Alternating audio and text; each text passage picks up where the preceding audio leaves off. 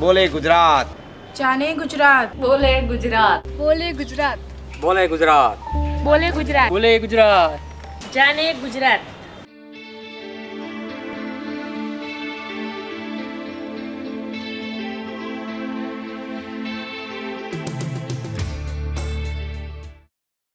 બોલે ગુજરાત જાણે ગુજરાત કાર્યક્રમમાં આપનું સ્વાગત છે. હું મહેશ પંડ્યા આજે બીજા એક મુદ્દા સાથે આવ્યા છીએ અને વિકાસની સાથે સાથે ગુજરાતના માલધારીનું સ્થાન ક્યાં છે? આ ગુજરાતના લોકો ગાયને માતા કહે છે અને સાચાવાળો માલધારી સમુદાય અને દૂધ એ પોષક આહાર છે, સંપૂર્ણ આહાર છે અને એવા રખેવાળો માલધારીઓ એની સ્થિતિ ક્યાં છે એની ચર્ચા કરવા માટે આજે સ્ટુડિયોમાં આપણે વિશ્વ માલધારી સમુદાયના મહામંત્રી એવા શ્રી લાલજીભાઈને આમંત્રણ આપ્યું છે. લાલજીભાઈ, આપનું સ્વાગત છે. લાલજીભાઈ, સૌનો વિકાસ સૌનો સાથ એવું એક સૂત્ર છે અને વિકાસના મુદ્દા ઉપર આ 13મી ગુજરાત વિધાનસભાની સામાન્ય ચૂંટણી ડિસેમ્બરમાં જ્યારે આવી રહી છે, 4-5 દિવસ પછી, ત્યારે મતદારો મૂંઝાયેલા છે. એમાં ખાસ કરીને યુવા મતદારો કે જે પહેલી વખત વોટ આપવા જઈ રહ્યા છે. મોટા મોટા પ્રચારો બધા પક્ષો દ્વારા થાય છે એટલે એમને શું સમજણ નથી કે ક્યાં કયા માર્ગે જવું અને મત અગત્યનો છે. તો એવી સમયે આ માલધારીઓની સ્થિતિ વિકાસમાં, માલધારીની ભૂમિકા એ વિશે આપ જરા વાત કહેશો. ગુજરાતના બીજી આમ જનતાની જેમ માલધારીઓ પણ મૂંઝાયેલા છે, કારણ કે એક એવો જાદુગર લોકોને એવી ભ્રમણામાં નાખી રહ્યો છે કે જાણે આખા ગુજરાતનો વિકાસ કરી રહ્યો હોય, પરંતુ ગામડાઓમાં જ્યારે જઈએ અને ગાયોને ભૂખી જોઈએ, ભેંસો ભૂખી જોઈએ, દુષ્કાળનું 2 જ વર્ષનો આ વખતે 2 જ મહિના વરસાદ મોડો આવ્યો અને ઘાસચારાનો ભાવ 200% વધી ગયો, એટલે 200% જે છે એમાં વધારો થયો. પૈસા આપવા છતાં ગુજરાતમાં ઘાસ ન મળે, ગુજરાતમાં ઘણા જંગલ અને વીડ છે. માલધારીઓ એક સવાલ પૂછતા હતા કે 10 વર્ષમાં દુષ્કાળ ન પડ્યો અને આ 2 મહિના જે દુષ્કાળ થયો તો આ 10 વર્ષનો ઘાસચારો ગયો ક્યાં? બિલકુલ, જાનવરો ભૂખ્યા, સવાલ થાય, પશુઓ ભૂખ્યા. માલધારીઓ જે છે એ પોતે ચારો ખરીદવા માટે તૈયાર, પોતાના ઘરેણાં વેચીને, પોતાના થોડી ઘણી જે સંપત્તિ કે હોય વેચીને પણ એને જાનમાલ બચાવવા માટે ખૂબ મહેનત કરી, ઘાસચારો જ ના મળે. એટલે એક ચીજ સવાલ એ થાય કે આજે વિકાસનું જે આયોજન છે તો એમાં ગુજરાતની ખેતી અને પશુપાલન અને ગામડામાં જીવતા લોકો અને ખાસ કરીને જે સામુદાયિક સંપદા ઉપર જીવતા માલધારીઓ જે છે એના વિશેનું કોઈ વિકાસમાં એનું કોઈ સ્થાન નહીં. એટલે ઘણા માલધારીઓ આ વખતે દુષ્કાળ માત્ર 2 જ મહિના વરસાદ મોડો પડ્યો અને રસ્તાઓ ઉપર આવી ગયા ઢોર લઈને પશુ. હું આપને એક ઉદાહરણ કહું કે લીંબડી પાસે જે છે એક સાથે હજારો માલધારીઓ પશુઓ લઈને આવ્યા, કારણ કે ક્યાંય ચારો નહીં, પાણી નહીં. અને એ સ્થિતિમાં માલધારીઓ 3 દિવસ, 7 દિવસ, 15 દિવસ ખેંચ્યું. પછી રાતના સમયે અમે માલધારીઓને ઢોર મરતા જોયા એટલે રોજ બતાવવા લઈ જાય કે ચાલો મારી હું તમને વાલી વાછડી છે મરેલી બતાવું, મારી આજ ભેંસ બતાવું. આવા ઢોર મરેલા બતાવે ત્યારે આપણે જોઈને દુઃખી થઈએ. એમ થયું કે કેટલા દિવસ ચાલશે. એક રાત્રે એક ભાઈ પોતાના 50 ગાયોને એ બગોદરા અને લીમડાની ખાડી વચ્ચે રાત્રે મૂકીને પગે લાગ્યો, એ માવડીઓ હવે મારું જે હું તમને નહીં સાચવી શકું, તમે મને ઘણો સાચવો, હું આજે પગે લાગીને તમારી માફી માંગીને અહીંથી ઘરે જાઉં છું. અને 50 ગાયોને એ વગડા વચ્ચે મૂકીને છોડી દીધી, રડતો જે છે એ ઘરે ગયો. બિલકુલ. એક સવાલ એ થાય કે એક જે છે એ ત્યાંના આ માલધારીઓની આ સ્થિતિ. બીજી બાજુ કચ્છના માલધારીઓ. બિલકુલ. કચ્છ એટલે આપણે જ્યારે અત્યારે ખાસ કરીને ખુશ્બુ ગુજરાત કેવી જ્યારે અમિતાભની જાહેરાત જોઉં ત્યારે મને નવાઈ લાગે. એમાં બધા જ ફોટોગ્રાફ છે માલધારીઓના. એને ઊંટ જોઈએ છે, ઘેટા બકરા જોઈએ છે, ગધેડા અને ઘોડા પણ જોઈએ છે, અને ગાય ભેંસ પણ જોઈએ છે, અને માલધારીઓના કપડાં પણ જોઈએ છે, અને ભૂંગા પણ જોઈએ છે. બિલકુલ. અને એની જાહેરાતો થાય છે, પણ એ માલધારીઓ એ માલ રે એના માટેનું વિકાસનું કોઈ આયોજન નહીં. ઇનફેક્ટ એવું બન્યું હમણાં તો મુન્દ્રામાં, એટલે લાલજીભાઈ, માલધારીઓની વસ્તુનું પ્રદર્શન પણ માલધારીઓની ગેરહાજરી. હા, એટલે એમને માલધારીઓ બચે એમાં રસ નથી. બિલકુલ. એને તો દૂધ પણ જો હમણાં આપણે કદાચ જાણ્યું હશે કે ઇઝરાયલની એક બહુ મોટી કંપની અંબાસણ અને મહેસાણા જિલ્લાના અંબાસણ ગામ પાસે અને જે છે બનાસકાંઠામાં આવવાની હતી, એ આખું એસી મોટું ફેક્ટરી જેવું ક્રોસબ્રીડ ગાયો જે છે, શંકર ગાયો છે એની બનાવવાનું. એટલે થાય અહીંના માલધારીનો ખુરદો અંબાસણની બાજુના ગામોના માલધારીનો હું મળ્યો કે તમારી ગાયો ક્યાં જશે? વીજળી આપણી, પાણી આપણું, ચારો આપણો, બધું જ આપણું, હવા આપણી, પ્રદૂષણનો ભોગ બનવાના એ પણ આપણે, અને જે ઉત્પાદનનો નફો જવાનો એ ઇઝરાયલમાં. આવી આખી એક દૂધ ઉત્પાદનની વ્યવસ્થા આપણા ત્યાં ગોઠવવા માટેનો એક પ્રોજેક્ટ લઈને આવ્યા, અને એના માટેની જાહેરાતો થઈ કે હવે દૂધ જે છે એ શુદ્ધ દૂધ મળશે. હવે આને શુદ્ધ દૂધ કહેવાય? આ સવાલ આપણાને થાય. તો અત્યાર સુધી શું અશુદ્ધ દૂધ પીતા હતા આપણે?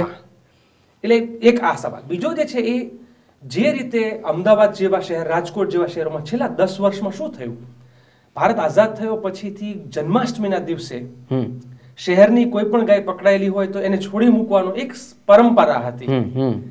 આ પરંપરા આ 10 વર્ષમાં જેને મોદી રાજ તરીકે ઓળખાય છે, એ મોદી રાજમાં જે સારી પરંપરાઓ હતી, હિન્દુત્વની મોટી મોટી જ્યારે વાતો કરતા હોય અને એના વોટથી જ આવેલા છે, અને ગાય વિશે ચર્ચાઓ કરીને, ગીર ગાય વિશે ચર્ચાઓ કરીને, એટલે અમારા સમાજમાં તો ઘણા લોકો કહે કે ગાયનું પૂંછડું પકડીને ગાંધીનગરની ગાદીએ પહોંચ્યા પછી આ ગાયને જે છે અને ગોવાળને છે આ ભાઈ ભૂલી ગયો છે.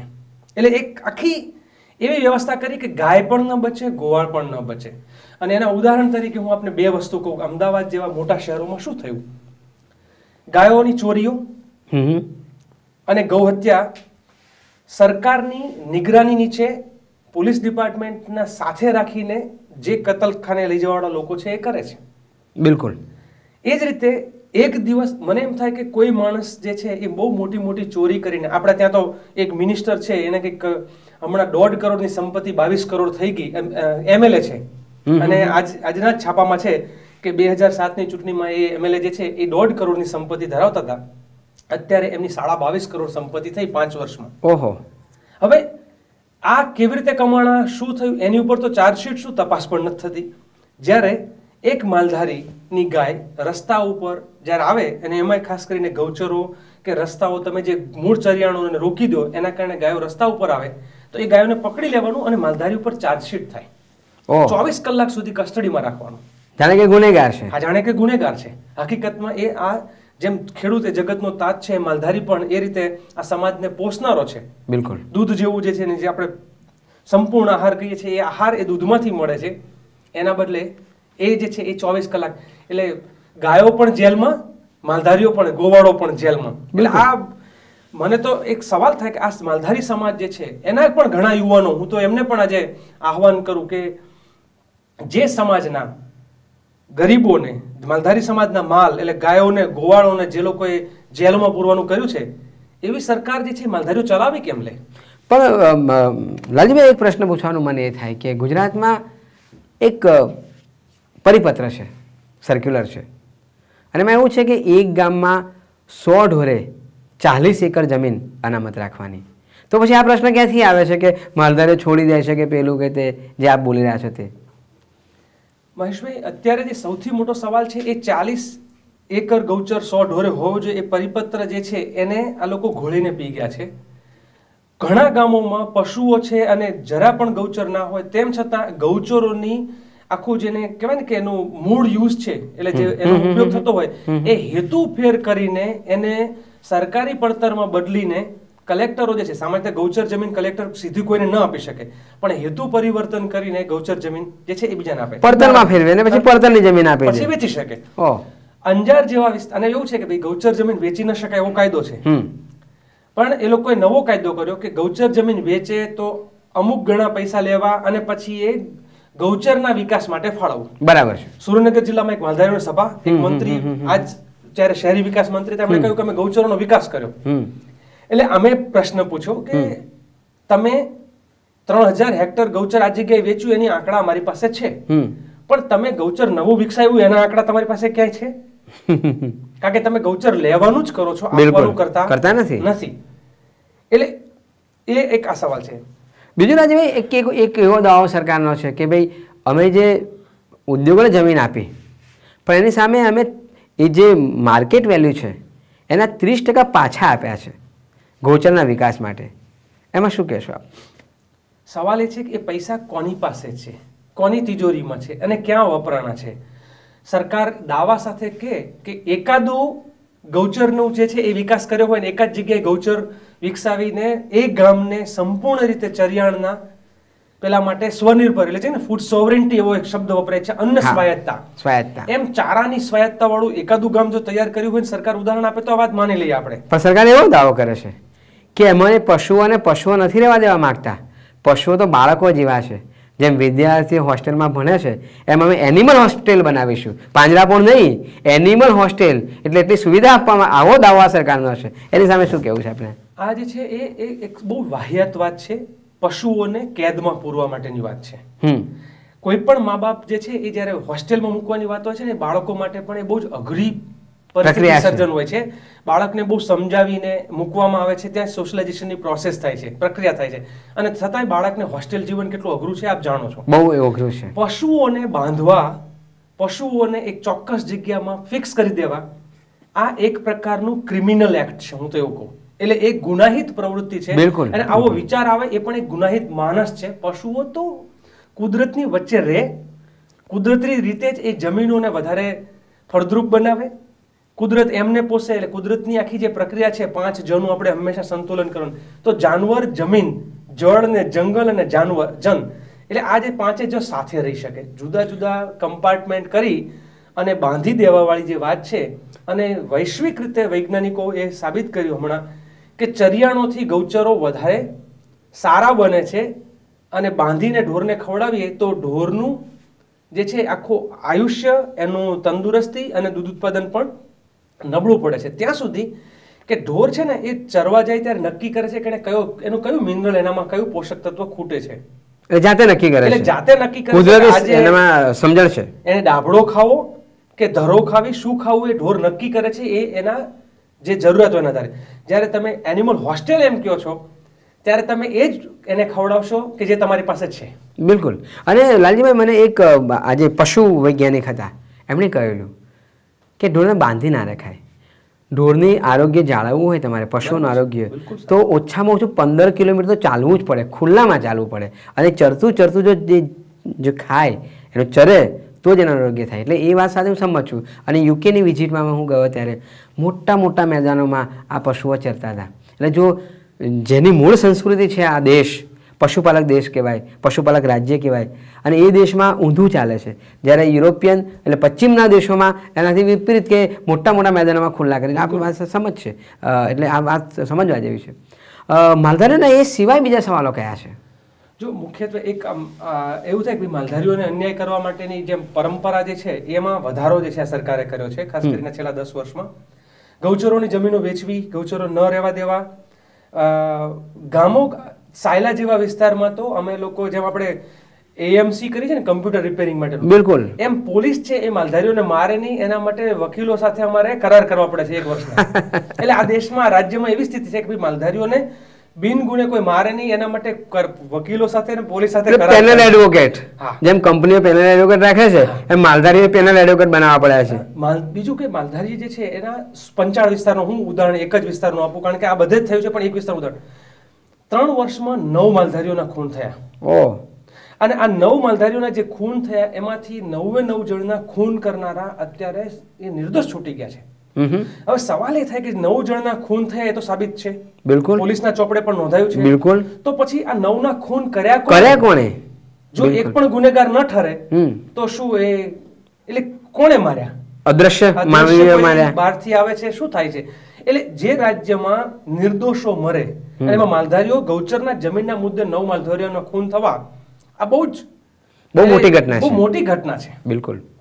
આ એક પ્રશ્ન છે. બીજો જે છે આખો પશુપાલનના દૂધનો જે વ્યવસાય જે છે એ સંપૂર્ણપણે ઊન અને ઘેટા અને બકરાનો જે ઉછેર હતો એ, અને ગુશીલ નામનું એક આખું એક એનું તંત્ર જે ગોઠવાયેલું ઘેટા અને ઊન ઉછેર વાળું, એ આ રાજ્ય સરકારે 10 વર્ષમાં સંપૂર્ણ બંધ કરી નાખ્યું છે. ઢોરને રસીકરણની જે આખી મફત વ્યવસ્થા હતી, ઘેટા બકરા માટેના મફત રસીકરણની વ્યવસ્થા હતી, એ પાછી ખેંચી લીધી છે. આખા ગુજરાતમાં માત્ર 3 જ ઘેટા ડોક્ટર છે. ગુજરાતમાં એટલા આખા ઘેટા બકરા છે, માત્ર 3 જ સરકારી ઘેટા ડોક્ટર. ઇન્ટરેસ્ટિંગ. અને આવું મને કચ્છમાં, ગીરમાં જોવા મળ્યું. લાયન બચાવવાની વાત છે, પણ લાયનને બચાવવા વાળો કોઈ ડોક્ટર જ નથી. એટલે આજે કહેવાય ને કે આખી એક વિકાસની જે વાતો જે છે એ મને એવું લાગે છે કે માત્ર ઔદ્યોગિક વિકાસ અને યંત્ર દ્વારા થતા વિકાસની વાત છે. કેટલાક લોકો માટે કેન્દ્રિત વિકાસની વાત છે, લોકો પાસેના સંસાધનો. હું આપને મહેશભાઈ દાખલો આપું કે નર્મદાનું પાણી જ્યાં જ્યાં જઈ રહ્યું છે ત્યાં ગૌચર જમીનો અને નાના ખેડૂતોની જમીનો જે મોટા પાયે વેચાઈ રહી છે અને ગામો ગામ જે છે એ આખી એવી જ વ્યવસ્થા થઈ રહી છે કે ફેન્સિંગ વાળું, કે પહેલા શું કે ગામડામાં ખેડૂત અને માલધારી એકબીજા સાથે જોડાયેલો. અત્યારે પરિસ્થિતિ એવી સર્જાણી છે કે બહારના મોટા મોટા વેપારીઓ જમીનો મોટા પાયે ખરીદે છે, 100 હેક્ટર 200 હેક્ટરના ફાર્મ બનાવે છે અને એ ફેન્સિંગ કરે છે. એટલે માલધારીઓ માલ લઈને જઈ ના શકે અને એ ખેતી અત્યારે ખેતરો એમને પડતર પડ્યા છે. એટલે જે ખેડૂત અને પશુપાલકનો જે એક સંબંધ હતો, જે સજીવ ખેતી જેને થતી, એ સંપૂર્ણ જે છે એ નષ્ટ થઈ રહી છે. અને એટલે તો કૃષિ અને પશુપાલન એ પૂરક વ્યવસાય છે. બરાબર છે. એટલે બલરામ કૃષ્ણવાળી જે આખી કલ્પના જે છે એને સંપૂર્ણ તોડવા માટેનો અત્યારે જે છે એક કિમિયો છે. અને બીજું કે નાનો ખેડૂત ન બચે, માલધારી ન બચે, અને બધું જ જે છે એ ગાંધીજી ખાસ કરીને જે કહેતા કે પ્રોડક્શન બાય માસ, બિલકુલ, એટલે જે છે એના બદલે હવે માસ પ્રોડક્શન, એનાથી ઉલટું જે છે એ આપણા નવા, અને હમણાં જ એમના પક્ષના પ્રમુખે તો એમ કહ્યું કે અમારા આ ભાઈ તો ગાંધીનું કામ કરી રહ્યા છે. ગાંધીનું કામ એવું તો નહોતું જ કે સામાન્ય જનો પાસેથી ઝૂંટવી લઈને અમુક જનોને આપવું, બધું આપી દેવું. આ ગાંધીનો વિચાર તો ક્યારે નહોતો. બીજું જે છે એ સમાજને ઊંટિયા બનાવવાનું કામ. અમે લોકો એને જ્યારે ગ્રામીણ કક્ષાએ ચર્ચાઓ કરીએ કે સમાજને ઊંટિયા બનાવવાનું, એટલે જે કદમ સમુદાય, જે વંચિત સમુદાય છે ને, એને સામસામા ભેરવી દેવાનું.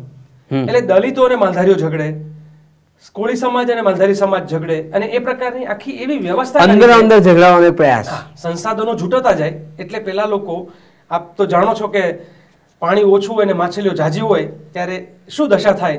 અને એવી સ્થિતિ જે છે અત્યારે ગામડાના સામાન્ય જનો જે છે એની થઈ રહી છે. એમાં નાનો ખેડૂત, માલધારીઓ, જમીન વિહોણા મજૂરો, આ બધા જે છે અથડાઈ રહ્યા છે. બિલકુલ.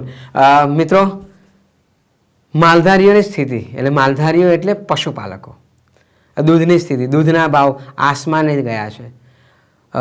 10 વર્ષ પહેલાં જે દૂધ 6 રૂપિયે મળતું હતું, આજે 22 રૂપિયે અડધો લીટર મળે છે. એટલે એ જે સ્થિતિ છે, મોંઘવારીનું નિર્માણ ત્યાં થયું છે. અને તો સ્ટેટનું પ્રોડક્શન છે, એની સીધી અસર ગરીબો ઉપર છે. એટલે કુપોષણ વધતું જાય છે કે દૂધ પી શકાતા નથી, બાળકો નથી પી શકતા, બહેનો નથી પી શકતી.